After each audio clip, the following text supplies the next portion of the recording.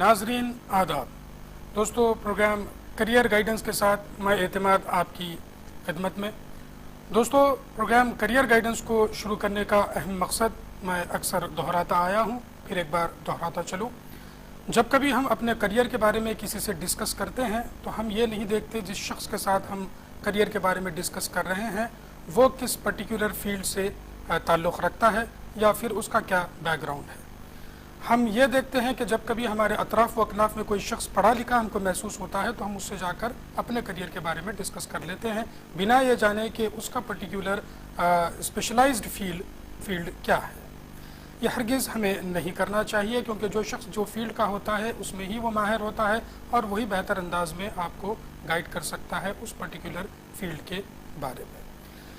ऐसा नहीं है कि तमाम पढ़े लिखे शख्सियात जो होती हैं वो करियर्स के बारे में नहीं जानती, लेकिन कुछ ऐसे शख्सियात भी दुनिया में पाए जाते हैं जो पढ़े लिखे हजरात हैं, वो जो रोज़मर्रा की ज़िंदगी में अक्सर हमें करियर होते हैं उससे वो वाकिफ़ होते हैं, वो आपको बेहतर अंदाज में रहनुमाई भी कर सकते हैं, लेकिन ये जो शख्सियात होती हैं वो बड़ी ही कम तादाद में होती हैं।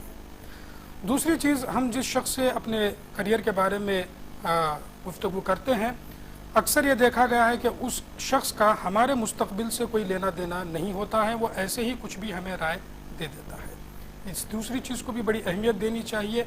जिन लोगों से आपका ताल्लुक़ है, जो लोग आपके फ्यूचर को लेकर के बड़े ही मोहतात हैं, इन्हीं से अपने करियर के बारे में डिस्कस करना चाहिए। इन्हीं चीज़ों को मद्देनज़र रखते हुए मुनसिफ चैनल की हमेशा यह कोशिश रही है कि इस किस्म के प्रोग्राम्स पेश करे जहाँ पर पॉलिटिकल अवेयरनेस हो, एजुकेशनल अवेयरनेस हो, सोशल अवेयरनेस हो। इस कमर्शलाइजेशन की दुनिया में ये नॉन कमर्शियल प्रोग्राम्स मुनसिफ टीवी सिर्फ आपके लिए पेश करता है ताकि आपको अपने इल्म में इजाफ़ा कर सकें।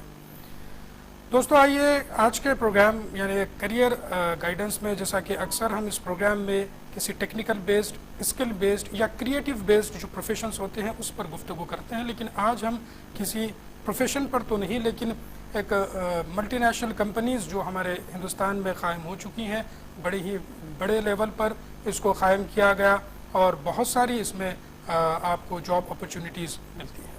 लेकिन इन कंपनीज़ में आपको जब जाना होता है तो एक बड़ा ही लंबा सा प्रोसीजर है इंटरव्यूज़ का, उसमें आपको होकर के गुजरना होता है। तो अग्नि परीक्षा भी इसको कहा जा सकता है कि काफ़ी सारी राउंड्स होते हैं मल्टीनेशनल कंपनीज़ में, जब इंटरव्यूज़ आप देने जाते हैं तो इन इंटरव्यूज़ को किस तरीके से फेस किया जाए, इसमें आप महारत किस तरीके से हासिल कर सकते हैं, इन नुकात पर आज हम गुफ्तगू करेंगे। स्पेसिफ़िकली आज का हमारा उन्वान होगा करियर इन MNCs में जब आप जाना चाहते हैं तो interview skills, specifically interview skills in MNCs पर आज हम गुफ्तगू करने की कोशिश करेंगे। और इस उन्वान पर गुफ्तगू करने के लिए आज हमारे साथ स्टूडियो में दो एक्सपर्ट्स को हमने मदऊ किया है। आइए मैं इनका तारुफ देता चलूँ। सबसे पहले मेरे सीधी जानिब हैं चांदनी मल्होत्रा साहिबा। चांदनी मल्होत्रा साहिबा का ताल्लुक़ बेंगलुरु सिटी कर्नाटक से है, लेकिन आप काफ़ी ज़माने से हैदराबाद दक्कन में अपनी खिदमत इस तरीके से अंजाम दे रही हैं कि आप IELTS और कम्युनिकेशन स्किल्स की माहिर हैं। आप बच्चों को ट्रेन करती हैं, सॉफ्ट स्किल्स के लिए ट्रेन करती है, पर्सनालिटी डेवलपमेंट के जो क्लासेस होते हैं इसमें भी आप अपने सर्विसेज देती हैं। सैकड़ों बच्चे जो मल्टीनेशनल कंपनीज़ में आज काम कर रहे हैं, इनको आपने ट्रेन किया है। आपके बाजू में हमारे और एक गेस्ट हैं, मैं बात कर रहा हूँ मोहम्मद समीर की। मोहम्मद समीर का ताल्लुक़ महाराष्ट्र से है, ताल्लुक़ा परभनी, डिस्ट्रिक्ट परभनी से आपका ताल्लुक़ है। फ़िलहाल आप क्विसलेक्स मल्टीनेशनल कंपनी है उसमें बहैसियत सीनियर लीगल एसोसिएट अपने खिदमत अंजाम दे रहे हैं। इससे पहले आपने पुणे में भी एक MNC में अपने खिदमत अंजाम दे चुके हैं। आइए नाज़रीन, आप और हम मिलकर हमारे इस प्रोग्राम करियर गाइडेंस में हमारे दोनों एक्सपर्ट्स का हम खैर मकदम करते चले। I welcome you to my program Career Guidance. Sure, we are going to discuss how to face the interviews and what are the proper techniques at the time of interview for any new aspirant and as well as the freshers. But before that हम चाहेंगे नाजरीन, ये programme चूँकि रास्त चल रहा है, television screen पर आपको फ़ोन नंबरात नज़र आ रहे होंगे। इस फ़ोन नंबरात पर आप जल्द से जल्द हमसे जुड़ सकते हैं। 10:30 बजे तक इस प्रोग्राम को टेलीकास्ट किया जाएगा। आइए प्रोग्राम को आगे बढ़ाते हैं, गुफ्तगू का आगाज़। सबसे पहला सवाल मैं समीर से करना चाहूँगा। सीनियर लीगल एसोसिएट हैं आपको इस वक्त कंपनी में। जब इंटरव्यू का मामला होता है तो सबसे पहले हमको रेज्यूम पेश करना होता है किसी भी कंपनी में, चाहे वो इलेक्ट्रॉनिक मीडिया के थ्रू आपको सेंड करना हो या फिर पर्सनली भी आप दाखिल कर सकते हैं। तो हम जब रेज्यूम देने जाते हैं तो सबसे पहला मसला शुरू हो जाता है एक नया एस्पिरेंट के लिए कि हेडिंग रेज्यूम लिखे या सीवी लिखे। इसमें क्या फ़र्क है मैं जानना चाहूँगा समीर से, लेकिन उससे पहले कॉलर को मैं शामिल कर लूँ। हेलो। हेलो जी, आपका नाम और शहर का नाम बताइए। हेलो जी, आपका नाम और शहर का नाम। हेलो। मेरा नाम मोहम्मद जफर जफर। जी सफर साहब, टेलीविज़न की आवाज़ को बंद कर दीजिएगा।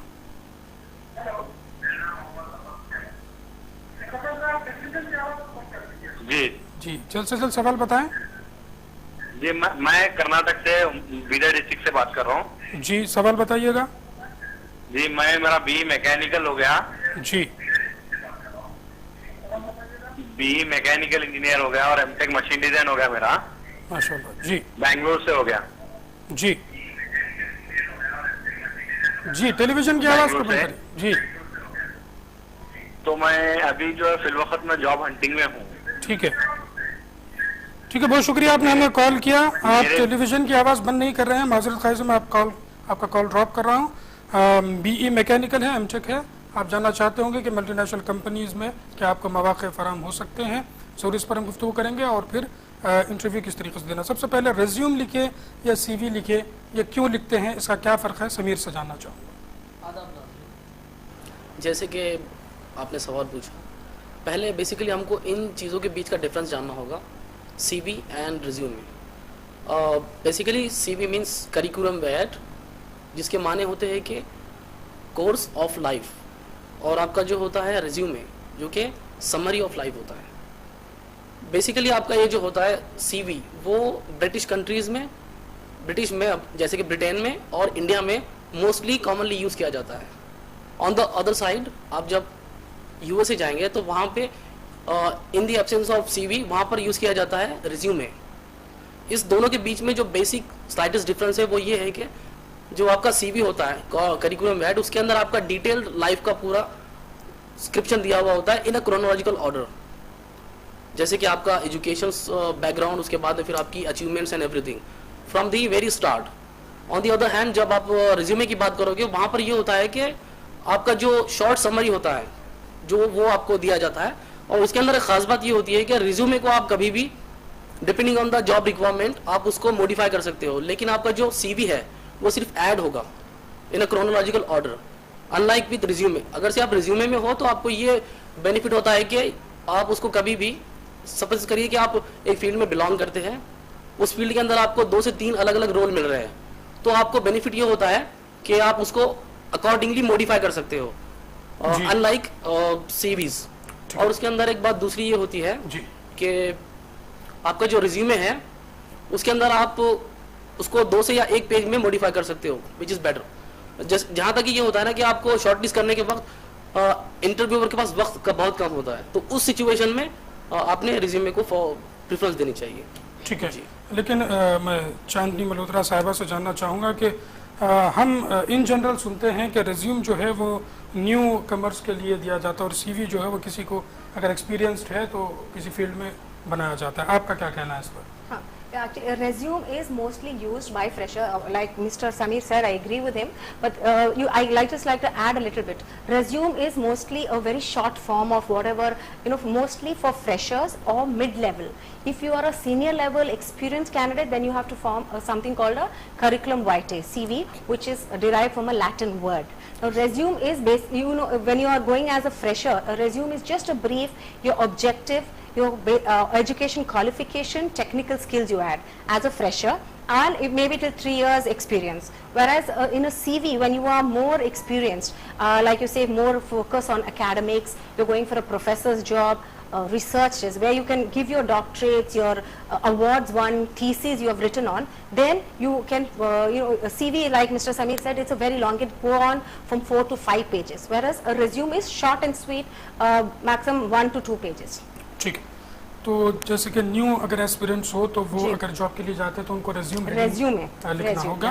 तो रिज्यूम लिख लीजिएगा। आप जब कभी नए नए हो आपके फील्ड में और आप पहली बार कहीं जॉब के लिए जा रहे हो तो वहाँ पर आपको हेडिंग रिज्यूम लिखनी होगी, या आप कहीं से कुछ आपको एक्सपीरियंस है तो वहाँ पर CV जैसा मैम ने कहा है उसका खुलासा भी किया है, उस पर हमने सुना, उस चीज़ को आप लिख सकते हैं एक्सपीरियंस जब हो जाते हैं। एक और कॉलर को मैं शामिल करता हूँ। हेलो।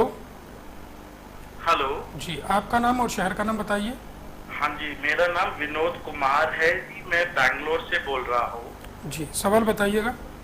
मैं जी सवाल वैसे नहीं, मैंने आपका ये प्रोग्राम लास्ट ईयर देखा था जहाँ पे चांदनी मल्होत्रा ने हमें जी कुछ इंटरव्यू स्किल्स के बारे में जो बताया था जी, उससे मैंने सब कुछ सीख के एक बहुत अच्छी जॉब हासिल की है बैंगलोर में। जी, बहुत खुशी की बात।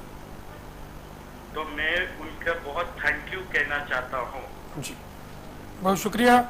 चांदनी मल्होत्रा साहिबा भी आपको सुन रही हैं, आपने हमें बेंगलुरु से कॉल किया, बहुत खुशी की बात है मैम के लिए भी और हमारे मुंसिफ टेलीविज़न के लिए भी कि यहाँ से लोग कुछ ना कुछ ज़रूर सीख रहे हैं और उसको इम्प्लीमेंट भी अपनी ज़िंदगी में कर रहे हैं। मैं मैम से जानना चाहूँगा अगला सवाल के रिज्यूम या CV जब प्रिपेयर करें तो उसमें आप थोड़ा सा और मज़ीद बताते चलें क्या क्या उसमें लिखें। Resume, most important is resume when you are going for an interview. तो resume is extremely important. उसमें पहले चीज़ you have to write your name, address has to be given. फिर नीचे just give a basic objective and एक बहुत important thing please people का आदत होती है कि copy paste Google से copy paste करके लिख देते हैं। Please be you must be sure जो objective लिख रहे हैं you are aware of what you are writing because जब fresher होते हैं तो आपको ज़रूर सवाल पूछे जाएंगे HR से। Then next you have to give your education qualification from the latest, whatever your last qualification and go downwards. School should be, your schooling should be the last. Your latest education should be right on top. फिर उसके बाद as a fresher you should write if you have any technical skills like computer skills में उसके बारे में mention करना चाहिए, your hobbies and of course then your personal details are important. And also it's very important you can mention your passport number especially for IT people because that's important if you have a passport nowadays. As a lot of IT companies send their candidates, new recruits for training. एक collar को मैं शामिल कर लूँ फिर मज़ीद इस पर गुफ्तगू करेंगे। हेलो। हेलो जी, आपका नाम और शहर का नाम बताइए। मेरा नाम सर्वेश है जी। सर्वेश कहाँ से बोल रहे हैं? मैं निजामाबाद से बात कर रहा हूँ। सवाल बताइएगा। सर मेरा उम्र अभी 38 है मेरा जी। मैं विद्वान किया सर, हिंदी पंडित। ठीक है। ये विद्वान ठीक है। तो मेरे को अभी क्या क्या कर सकते हैं तो इसमें कुछ बता सकेंगे? तो आपका एकेडमिक क्वालिफिकेशन क्या है बता सकते हैं? अभी हम तो शादीशुदा है, हमारे को रोजी रोटी नहीं है अभी तक। तेलंगाना बहुत लेट हो गया और कोई प्लेसमेंट नहीं है, उसमें हमारा कैरियर खराब हो जा रहा है और कुछ भी करेंगे बोले तो हमारा एज का प्रॉब्लम आ रहा है। जी सर्वेश, आप मुझे बताइए, हमारे को कुछ बताएंगे तो अच्छा रहेगा। जी सर्वेश, आपका एकेडमिक क्वालिफिकेशन क्या है? आप हिंदी पंडित तो हैं लेकिन आपने ग्रेजुएशन किस सब्जेक्ट से किया है? मैं इसमें साहित्य रत्न हैदराबाद अकादमी से किया। मैं आपका मीडियम ऑफ इंस्ट्रक्शन क्या था? मैं 10th क्लास तक इंग्लिश मीडियम पढ़ा जी। बाद में विद्वान किया मैं। आपका ग्रेजुएशन जो है वो अंग्रेजी मीडियम से हुआ है? हाँ जी। आपने जो ग्रेजुएशन किया है वो इंग्लिश मीडियम से किया है? अरे ग्रेजुएशन मैं हिंदी में किया ना। ठीक है, विद्वान, हिंदी विद्वान। ठीक है, बहुत शुक्रिया, आपने हमें कॉल किया। ज़रूर इस पर भी हम गुफ्तगू करेंगे। तो रेज़्यूम और CV के बारे में जैसे मैम बता रहे थे सवाल को जमा हो गए हैं, इस पर हम रोशनी डालते चले। मैं समीर से सबसे पहले जानना चाहूँगा, मोहम्मद ज़फ़र ने हमें कर्नाटक बीदर से कॉल किया था, BE मैकेनिकल है, M.Tech भी आपने कर लिया है माशाल्लाह से, तो इनको आप क्या सजेशन देंगे? जैसे कि ज़फ़र का कुछ सवाल था वो मैं समझ नहीं पाया सवाल को, लेकिन I would like to give him some tips with regard to his IT field.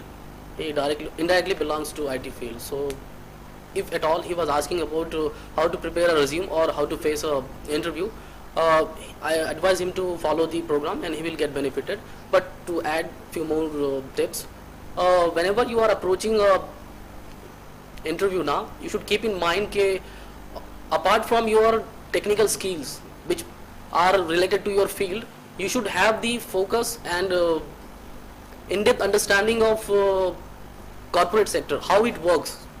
So that is where a main crux arises. जी मैं समीर, आप हिंदी भी बड़ी खूबसूरत बोलते हैं जी, आप हिंदी में भी थोड़ा बता जी जी जी। तो जफर साहब, जो मैं बताना ही चाह रहा हूँ कि आपको, आप जिस फील्ड से बिलोंग करते हैं वो तो आपको उस पर महारत हासिल होगी ही। उसके अलावा जैसे कि आप जो चीज़ें बेसिक होती है, सॉफ्ट स्किल्स वगैरह, जैसे कि चांदनी मैम बताएंगे उसके बारे में, तो उन चीज़ों पे आप ज़्यादा फोकस कीजिए। तो उन चीज़ों पे जैसे कि आप इंटरव्यू के एटिकेट्स हो गए, और उसके बाद में फिर दूसरी बात ये हो गई कि स्पेसिफिकली मैं आपको बताना चाहूँगा, इंग्लिश जो है वो काइंड ऑफ वर्ल्ड लैंग्वेज है, तो आपको उस पर एम्फेसिस देना होगा, otherwise you won't be able to catch hold of. तो जफ़र, जैसा कि आपका तो मैकेनिकल बैकग्राउंड है, तो आपको मल्टीनेशनल कंपनीज़ में तो इस किस्म के जॉब्स आईटी सेक्टर के ज़्यादा जॉब होते हैं। मैकेनिकल के लिए दूसरे जो इंडस्ट्रीज फैक्ट्रीज है उसमें अप्लाई कर सकते हैं। जैसा कि समीर ने कहा कि मल्टी डायमेंशनल क्वालिटीज़ आप पे पैदा करनी होगी, आप एमएनसी ज्वाइन करना चाहते हैं, और दूसरी चीज़ जो है वो इंग्लिश पर आपको ज़्यादा ध्यान देना होगा। अंग्रेज़ी को आप अच्छी तरीके से आप बोले, हालांकि अंग्रेज़ी ज़्यादा बोले जाने वाली ज़बान सारी दुनिया में नहीं है, तीसरा नंबर शायद कुछ या दूसरा नंबर उसका आता है। बहरहाल अंग्रेज़ी हर जगह चल रही है, उस पर आपको महारत हासिल करना है।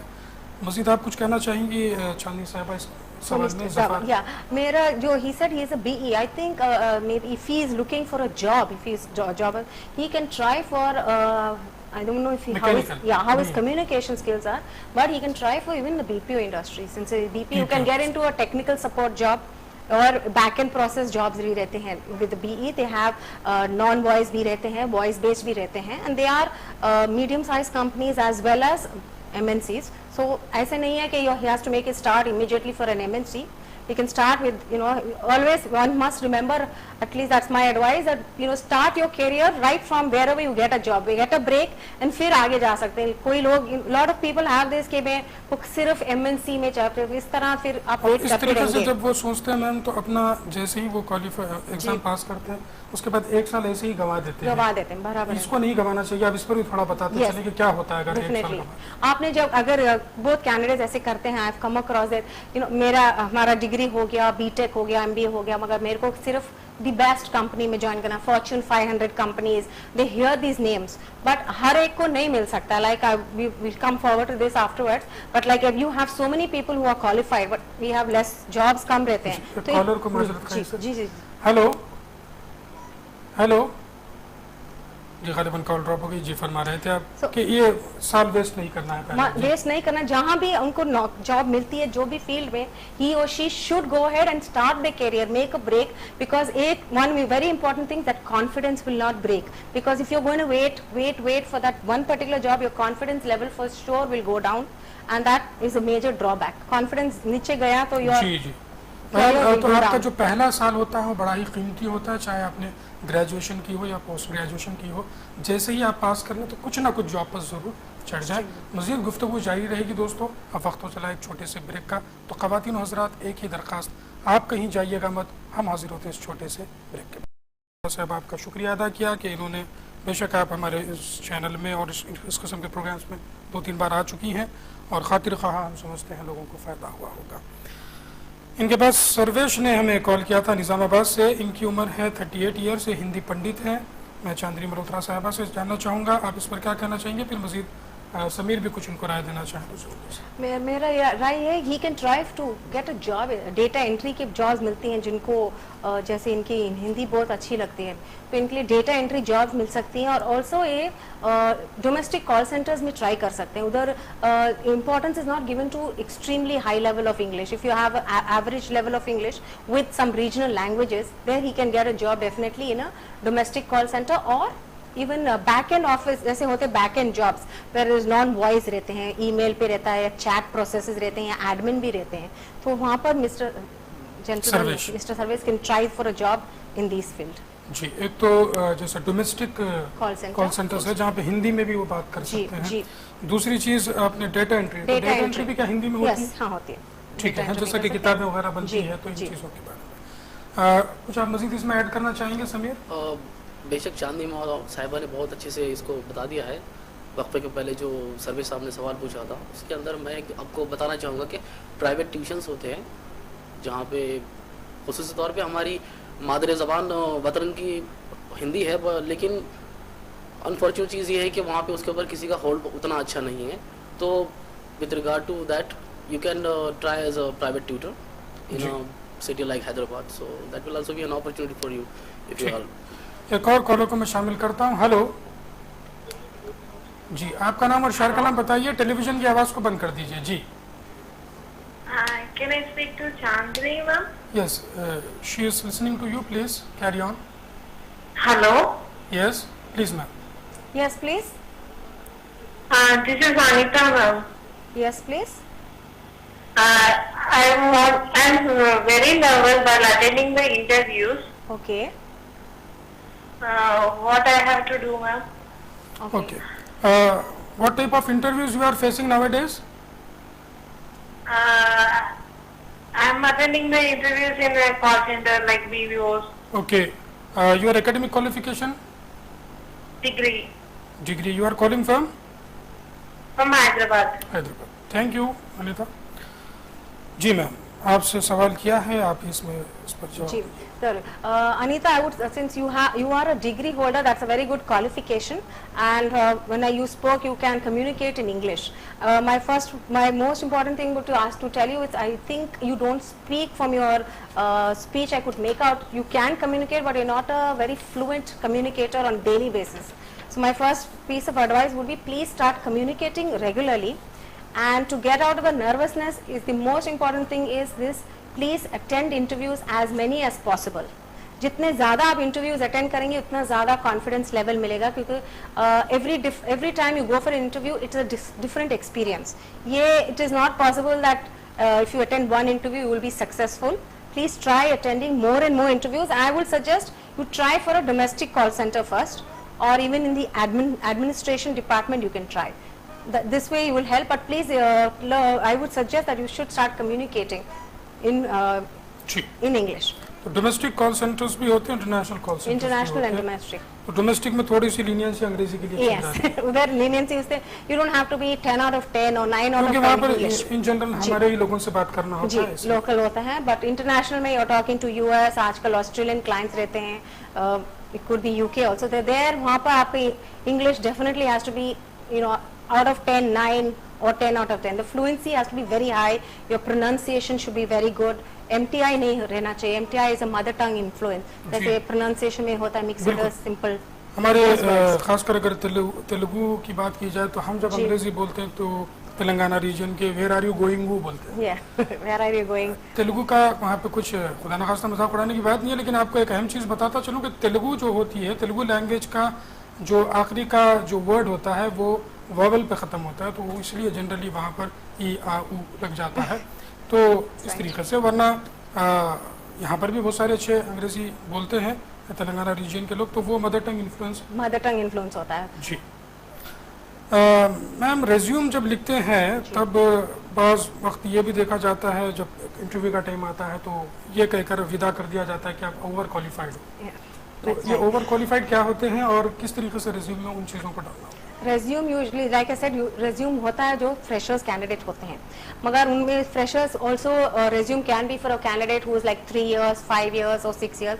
यहाँ पर in India like mister Sameer said usually we do refer to as resume और करिकुलम वाइटे रहता है, that is more for like I told you very highly और सीनियर लेवल के लिए। बट जो और ओवर क्वालिफाइड है एक्चुअली ये ओवर क्वालिफाइड इसके लिए होते हैं because we have abundant of candidates who are very well qualified in our country. I can tell that with with absolute confidence, but problem ये है कि jobs are less.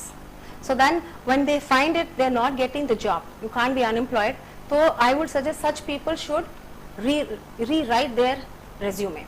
उसमें से you should remove, now supposing you are for a marketing field, you are trying for a different field. तो जो आपके high and if you are very experience in marketing, उसमें से you must reduce that thing and put the experience और some other details for the kind of a job, new field or sector you're trying to apply for. Because if you're going to apply say for a marketing job with a technical background, but then they are not going to accept you. आप बोलेंगे मेरे को job नहीं मिल रही है, मैं बड़ी company में काम किया हूँ, but company has their policies. तो इसमें ये ट्रिक रहता है, you have to change your resume and be able to handle it there, confidence here again, फिर वहाँ पर confidence level is very important कि आप वहाँ चेंज किया और वहाँ पर जैसे आप अपने आप को प्रेजेंट कैसे करेंगे, that's also a trick of the trade. जी, बहरहाल ओवर क्वालिफाइड बाज़ वक्त कह दिया जाता है आपको, तो इन चीज़ों पे ध्यान रखना है। मेरा अगला सवाल समीर से होगा कि न्यू एस्पिरेंट्स जब दिखते हैं, वो इंटरव्यूज़ वगैरह के लिए अप्लाई करना चाहते हैं, एमएनसीज़ ज्वाइन करना चाहते हैं, तो न्यू एस्पिरेंट्स में आप क्या कमी देखते हैं, आप क्या उनको सजेस्ट करना चाहेंगे कि किस तरीके से अपने आप को वो किन किन चीज़ों में किस तरीके से पॉलिश करें? पहले समीर इस पर गुफ्तगू करेंगे, फिर चांदनी मैम से। जी, अगर आपकी इजाज़त हो तो मैं कुछ ऐड करना चाहूँगा। जी, आपका जो पहला लास्ट वाला जो सवाल था ओवर क्वालिफिकेशन के बारे में, जी, जी बेशक जो चांदनी साहिबा ने बताया है वो बहुत ही तारीफ़ काबिलियत है और उन चीज़ों को तवज्जो आप दीजिएगा, आपको बेशक फ़ायदा होगा। लेकिन इसके अलावा मैं आपको एक चीज़ कहना चाहूँगा कि अमूमन ये होता है कि भारत में आपको पोस्ट ग्रेजुएशन तक के लोग मिल जाएंगे, उनके पास अभी भी जॉब नहीं है। So if they are trying to get a job on an entry level, so what they will tell के ओके आप पोस्ट ग्रेजुएट हो और हमको अभी उतने और क्वालिफाइड लोगों की जरूरत नहीं, क्योंकि उनका जहन ये होता है कि भाई अभी आप 6 महीने करोगे और बाद में आपको जो आपके फील्ड की जॉब है वो आपको मिलेगी तो आप भाग जाओगे, यू विल बी एक्सकाउंटिंग। तो in that scenario what you should do, you should minimize the qualification standing, like जैसे कि आप LLB हो, LLM हो, पोस्ट ग्रेजुएशन हो, ग्रेजुएशन हो, तो वहां पे आपकी रिक्वायरमेंट जॉब के हिसाब से अगर सिर्फ ग्रेजुएशन की है तो show off that particular graduation ही दिखाइए। इस पर मैं गुफ्तगू करूंगा, एक कॉलर को शामिल कर लें। हेलो हेलो जी, आपका नाम और शहर का नाम बताइए। Hello yes Hello. Yes yes I'm Said Inayatullah from Srinagar. Srinagar. Your good name? Said Inayatullah. Inayatullah. Yes, yes, yes. Yes please. I would like to seek advice from a man regarding the career this counseling. Career counselling. Yes, yes. Okay I would like to ask a ma'am about this. Yes My daughter is a mechanical, she has a degree in mechanical engineering. Okay But she finds very difficult here in Kashmir in Kashmir. to get a job in private or public sector. ठीक है, ठीक है। Yes May yes she suggest, may this career guidance counselor suggest me something, is there any opportunity for her to go for higher this education or to seek employment somewhere? Okay, thank you Because she is very having a much. mechanical engineering degree. Yes, we got you Inayatullah sahab. There are less job opportunities for mechanical engineer graduates here in Kashmir. Okay okay, thank you very much. You are calling from Srinagar, Inayatullah sahab. Sure we are going to discuss on your question also, but before that हम समीर से पूछ रहे थे कि समीर बता रहे थे कि ओवर क्वालिफाइड जो बताया जाता है कि जहाँ पर ग्रेजुएट लेवल की जरूरत है तो वहाँ पर ग्रेजुएशन ही लिख ले बेहतर है, उसके अलावा। जी जी, तो अमूमन ये होता है कि अगर से आप ओवर क्वालिफिकेशन दिखाओगे तो पॉसिबिलिटीज है कि वो आपको सेट असाइड कर देंगे, क्योंकि they are looking an employee who can serve them for a longer period of time. जी जी। So that in order to curtail that risk, you should always focus how much qualification is required. That is the prerequisite. Now coming back to the question, आपने जो सवाल पूछा था कि freshers और जो आपके experienced persons होते हैं उनके अंदर उनको क्या कमी आपको नजर आती है? सदर फ्रेशर्स में क्या कमी होती है, क्योंकि एमएनसीज में उनको जॉब्स नहीं मिलते हैं क्या? जैसे कि मैंने शुरुआत से ही कहा था कि खुसूसी तौर पे यहाँ पे अल्हम्दुलिल्लाह भारत में जो इंग्लिश जबान के महारत हासिल करने वाले जो लोग हैं बहुत ज्यादा तादाद में पाए जाते हैं, लेकिन अमूमन ये होता है कि आपका जो फील्ड होती है, आप जैसे कि एग्जाम्पल के तौर पे ले लीजिए कि आप मैकेनिकल इंजीनियरिंग फील्ड को बिलोंग कर रहे हैं, तो अमूमन ये होता है कि आप सिर्फ आपके फील्ड से रिलेटेड ही नॉलेज एक्वायर कर लेते हैं। अदर देन दैट जो नॉलेज रिक्वायर्ड होता है, जैसे कि मल्टीनेशनल कंपनीज में आपको जरूरी ये होता है कि आपको सॉफ्ट स्किल्स, उसके बाद में फिर आपकी कम्युनिकेशन स्किल्स और उसके बाद में पर्सनालिटी और आपका लीडरशिप क्वालिटीज जो होती है उनके ऊपर फोकस करना बहुत जरूरी है। फिर एक बार रोकूंगा, फिर मैं कॉलर को शामिल कर लूं। Hello hello sir. जी, आपका नाम और शहर का नाम बताइए। Hello sir. वालेकुम सलाम, आपका नाम और शहर का? जी, कहाँ से बोल रहे हैं? हेलो जी, सवाल जी। मेरा बीटेक है, अब इसी ग्रुप से हूँ मैं, इसी ग्रुप है मेरा। मुझे मैं 2 दिन एग्जाम खत्म है, तो मेरा फ्यूचर के अंदर मैं परेशान होता हूँ। अब बीसी क्या करना चाहिए? आपने बीसीए किया है? क्योंकि इसी में के पास तो फिर जाता है। आपने बीसीए किया है या क्या किया है? हेलो जी, आपने बीसीए किया है? आपकी क्वालिफिकेशन क्या है? हेलो जी जी, आवाज आ रही है आपको? गलबन कॉल में कुछ बीटेक है, ठीक है, बहुत शुक्रिया आपने हमें कॉल किया। जी शुक्रिया आपने हमें कॉल किया, जरूर इस पर हम गुफ्तगू करेंगे। जी, आप बता रहे थे कि ये पर्सनालिटी डेवलपमेंट वगैरह एक न्यू एस्पिरेंट में जो है ये कमी होती है, इसको दूर करना है ज़रूर। सवालात पर आ जाते हैं समीर, उस पर फिर हम उसकी गुफ्तगू करेंगे। पहले चांदनी मल्होत्रा साहबा से मैं जानना चाहूँगा, इनायतुल्लाह साहब ने श्रीनगर से कॉल किया था, इनकी साहिबजादी मैकेनिकल इंजीनियर है, कश्मीर में उतनी ज़्यादा अपॉर्चुनिटीज़ नहीं है, आप क्या मशवरा देंगे? First of all, it's extremely nice that his daughter is very well qualified, and वो बिल्कुल waste नहीं होना चाहिए। अगर वहाँ पर I understand वहाँ पर उनको job नहीं मिल रही है, instead of going for, he was asking further studies के जगह, I will suggest you can go to other cities, like he should venture out to Delhi or nearby, any other cities which are close by, and definitely she can get a job with his qualification. And especially उनकी बेटी से तो बात नहीं हुई उनकी English कैसी है, but if she is very well qualified. So Delhi में she can go to Delhi और बॉम्बे में भी जा सकते हैं या हैदराबाद में भी आ सकते हैं। Such people, well qualified people can definitely get a job. She should not let it go waste. इल्म जो है वो कभी भी जो है फीका नहीं पड़ता, कभी भी आपको कहीं पर भी जो है वो काम आ जाता है। हिंदुस्तान बहुत बड़ा मुल्क है, कहीं पर भी आपकी बच्ची को आप भिजा सकते हैं। कश्मीर में नहीं है तो क्या हुआ, दूसरे करीब के सिटीज़ में आप ज़रूर भिजाइएगा। बीटेक है ये साहब अभी जो कॉल किए थे, समीर से मैं जानना चाहूँगा, बीटेक या फिर इंजीनियर्स को मल्टीनेशनल कंपनीज़ में किस किस्म की अपॉर्चुनिटीज़ है भी या नहीं भी, मैं समीर से जानना चाहूँगा। जी, बहुत ज़्यादा अपॉर्चुनिटीज़ है, ऐसा कुछ भी नहीं है कि नहीं है। और जैसे कि चांदनी मल्होत्रा साहबा ने कहा था कि शुरुआत के तौर पे आपने ज़रूरी नहीं है कि आपके फील्ड उसके ही रिलेटेड आपको जॉब मिले। Take hold of any kind of opportunity you are getting, later on you can pursue the respective field wherein you are going to have like a specialized knowledge। तो उसके बहरहाल यहाँ पे आते हैं आपके सवाल के ऊपर, बीटेक के ऊपर, तो बहुत सारी एमएनसीज है यहाँ पर, जैसे कि डेलॉइट हो गया, उसके बाद फिर आपका इन्फोसिस हो गया, वो बीटेक के जो ग्रेजुएट्स हैं उनको हायर करते हैं फॉर एन अकाउंटिंग पर्पस। तो वहाँ पे भी आप अप्लाई कर सकते हैं और आपको एक्सपोजर मिलेगा अच्छे से। इनफैक्ट बीटेक के जो क्वालिफाइड बंदे होते हैं उनको और ज़्यादा एक्सपोजर मिलता है क्योंकि उनके महारत की वजह से। ठीक है, और खासकर बीटेक अगर आईटी वगैरह हो तो इनको और भी ज़्यादा यहाँ पर अपॉर्चुनिटीज़ मिलते हैं। बहरहाल तमाम ग्रेजुएट्स या पोस्ट ग्रेजुएट्स से हम बार बार यही दरख्वास्त करेंगे कि जैसे ही आप एग्ज़ाम आपका फाइनल पास कर लें तो किसी ना किसी कंपनी में ज़रूर ज्वाइन कर लें, चाहे वो आपके फील्ड से रिलेटेड हो या ना हो। कम से कम आप 1 साल वहाँ पर जॉब कर लें तो आपको एडमिनिस्ट्रेशन जो कल्चर होता है उससे आप वाकिफ़ हो जाएंगे, फिर आप नेक्स्ट ईयर आपके पर्टिकुलर फील्ड में भी आप जाएँ तो ये जो एक्सपीरियंस है वो आपको वहाँ पर काम आएगा। मैं करेक्ट? Yes, absolutely correct. अंग्रेज़ी पर महारत हासिल करनी है, आप ज़रा इस पे हमको बताते चलिए किस तरीके से हम इस पर अंग्रेज़ी पे महारत, इंग्लिश पे कमांड हासिल कर सकते हैं। All right. Well, as you know that English is absolutely compulsory in today's world. Professional हो या social life में English is a basic necessity to communicate or socialize or be professionally comfortable. Now, if you have not learnt English from scratch, then वहाँ पर वैसे यहाँ पर होती हैं spoken English classes, पर वो भी वहाँ पर जो यहाँ पर you get a lot of spoken English centers I have seen, पर वहाँ के जो teachers होते हैं वो खुद उनकी English, sorry to say, is not perfect. So what they can impart is $1 million question. So if they are 0 level, they need to start from scratch. And but उसके अलावा people think that if you join spoken English classes, I can grasp it. I don't think that unless you join, but you must communicate.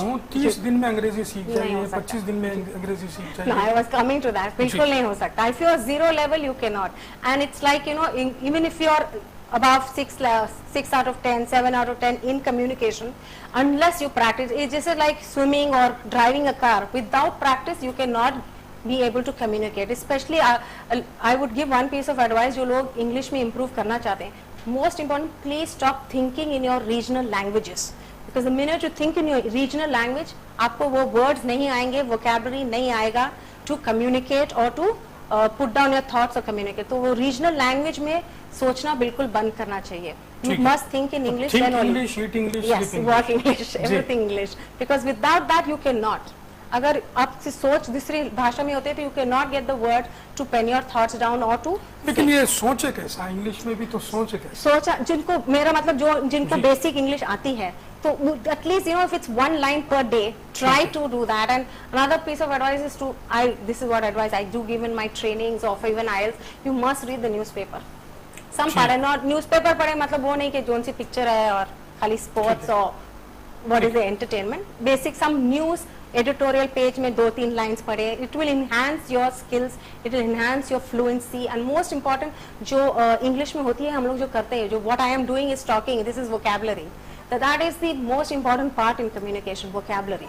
So unless you don't have vocabulary, you will not be able to communicate. जी समीर, आपने भी MNCs में काम किया और कर भी रहे हैं, वहाँ पे अंग्रेजी की ज़रूरत पड़ी तो आपने किस तरीके से अंग्रेजी पे कमांड हासिल किया और आप क्या मशवरा देंगे कि किस तरीके से अंग्रेजी सीखी जा सकती? नाजरीन, जैसे कि चांदनी साहिबा ने बताया, उन चीज़ों को आप मद्देनज़र रखे प्रोग्रेस करिए, आपको अल्हम्दुलिल्लाह माशाल्लाह फ़ायदा होगा।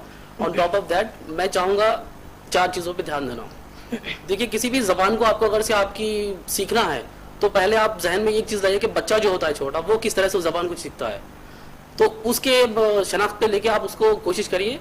आपको ज़बान कोई सीखनी है तो उसके अंदर आपको 4 चीज़ों को जहन में रखना है, बोलना है, पढ़ना है और उसके साथों साथ उसको समझना है और सुनना है। इन सब चारों चीज़ों को जब आप महसूस करोगे, इस्तेमाल करोगे तो डेफिनेटली आपको फ़ायदा होगा। आपने जैसे बच्चे, छोटे बच्चे की बात की है, तो जिस तरीके से छोटे बच्चे सुन करके सीखते हैं, जी अंग्रेजी को भी बार बार आपको सुनना पड़ेगा, आपको देखना पड़ेगा, महसूस करना होगा, आपको उस लैंग्वेज को फील करना होगा, तभी आप उसको सीख पाओगे। ऐसे नहीं है कि आप like day in day out करके आप सीख जाओगे, उसको वक्त लगेगा। लेकिन इस तरीके से अगर से आप चारों कॉर्नर को इस्तेमाल करोगे तो आपको डेफिनेटली ज्यादा फायदा होगा और कम वक्त में आप उसको महसूस करके सीख पाओगे और आप उसको पिकअप करके आगे बढ़ पाओगे। ठीक है मैम, अंग्रेजी तो कुछ लोग सीख जाते हैं लेकिन ग्रामर पर उनको जो है कमांड नहीं होता, तो क्या जो मल्टीनेशनल कंपनीज में लोग काम करते हैं, क्या ग्रामर बहुत ज़रूरी है?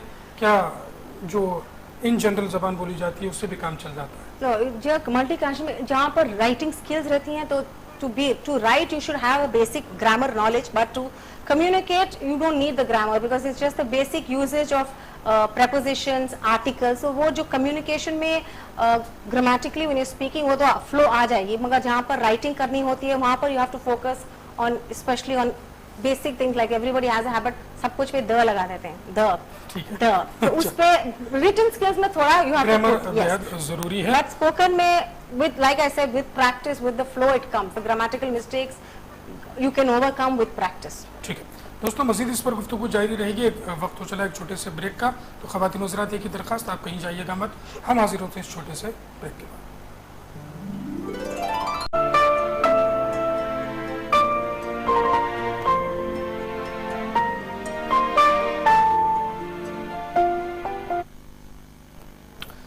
नाज़रीन, ब्रेक के बाद एक बार फिर आप तमाम का प्रोग्राम करियर गाइडेंस पर खैर मकदम है। मैं हूं एतमाद, आपका मेज़बान। आज हम गुफ्तगू कर रहे हैं इंटरव्यू स्किल्स इन MNCs। एक अहम सवाल बहुत कम वक्त रह चुका है, मैं चांदनी मल्होत्रा साहिबा से करना चाहूँगा कि एटिकेट्स भी होते हैं कॉरपोरेट सेक्टर में या कॉरपोरेट की ज़िंदगी में।